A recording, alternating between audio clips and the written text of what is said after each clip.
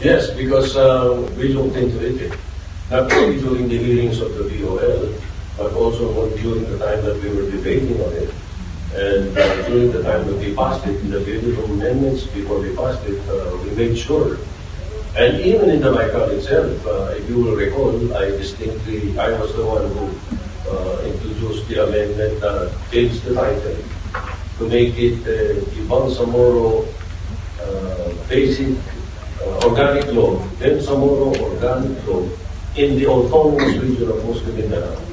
Because one constitutional issue then, that's why I brought it up, was sabi na wala naman yung Bangsamoro sa constitution. Wala nga, kaya ano naman. Kaya kung pinasok yung amendment na yun, na gawin natin Bangsamoro Organic Law in the autonomous region of Muslim Mindanao. Doon na agad, safe na agad doon as far as constitutionality is concerned. Kasi kinatas doon nila, wala kang Bangsamoro sa constitution. Wala nga.